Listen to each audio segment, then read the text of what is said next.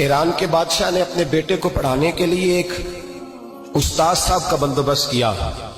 उस्ताद साहब को कहा कि मेरे बच्चे को दीन पढ़ाइए, मैं चाहता हूं कल इसने इनाने हुकूमत को संभालना है तो ये दीन से आगाह हो जाए, इसको कुछ सिखाइए, पढ़ाइए। बहुत नेक बुजुर्ग बड़े दरवेश आलिम पढ़ाने लगे। असबाक मुकम्मल हो गए, दीन के असबाक कुरान मजीद पढ़ाया, अहादीस तैयबा का दर्स दिया, उसूल फिक़ह से रूशनास कराया। जब बच्चे ने मुकम्मल तालीम हासिल कर ली और आमीन हो गई, दस्तार हो गई, फारिग हो गए, तो फिर एक दिन उस्ताद साहब ने कहा बेटे कल तुमने जरूर आना है, कुछ बात करनी है। शहजादा गया मिलने उस्ताद साहब से। उस्ताद साहब ने कुंडी लगा ली, हाथ में दुर्रा पकड़ लिया, मार मार के पूरे वजूद को जख्मी कर दिया। कोई गलती नहीं, कोई बात नहीं, मारा।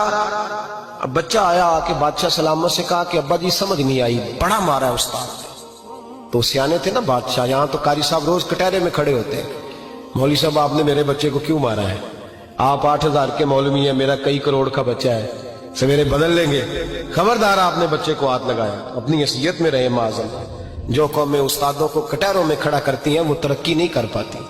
जो उस्तादों को कटहरों में रोज खड़ा करते हैं। कहा अब्बा जी बड़ा मारा है, तो वालिद बड़े समझदार थे, कहने लगे बेटा उस्ताद बाप होता है, वो ज्यादती नहीं करता, कोई बात होगी, मैं तेरे उस्ताद को कटहरे में नहीं बुलाऊंगा। अम्मा से बात की, अम्मा कहने लगी बेटा मैं तेरे बाप से कैसे बात करूं, डर आता। वक्त गुजर गया, 22 साल बीत गए, 22 साल गुजर गए, बादशाह का इंतकाल हुआ, शहजादा तख्त पे बैठा। पहला हुक्म ये दिया कि मेरे उस्ताद को बुलाओ, पहला हुक्म। उस्ताद जी बूढ़े हो गए थे, छड़ी के ऊपर टेक लगा के आए और भवें सफेद होके झुक गई थी।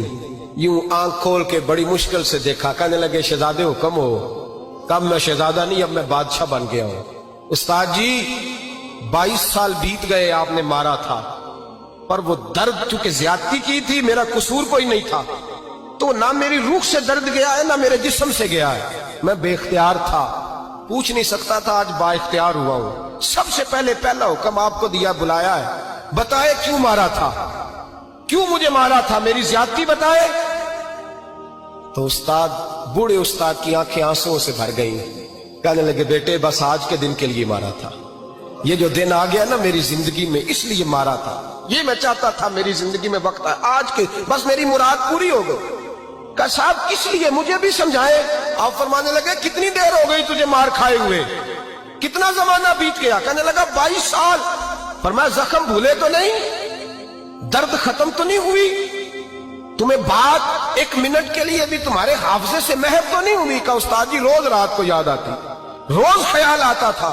उस्ताद कहने लगे भाई तू बेख्तियार था, पूछ नहीं सका, 22 साल तुझे याद रहा, मुझे पता था तू एक दिन हुक्मरान बनेगा, मैंने तुझे इसलिए मारा था कि बेटे याद रखना, किसी पे जुल्म न करना।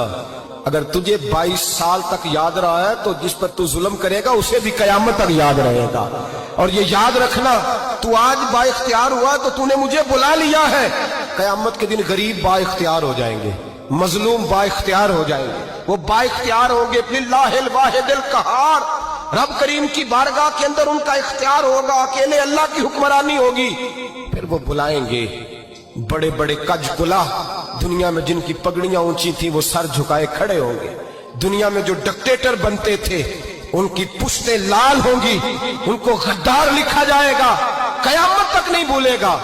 जुल्म करना तो सोच समझ के करना, उतना करना जितना तुम सह सकते हो, उतनी ज्यादती करना जितनी कयामत में तुम बर्दाश्त कर सकते हो। मेरे नबी करीम सल्लल्लाहु अलैहि वसल्लम ने फरमाया जुल्म से बचो, ये कयामत के अंधेरों में से एक अंधेरा होगा। जिंदगी में ज्यादती न करें, अगर थोड़ी देर के लिए कोई चीज बर्दाश्त कर जाएंगे तो वो फायदा दे जाएगी, कुछ देर के लिए अगर सह जाएंगे तो नफा मिल जाएगा, सहने की कोशिश करें।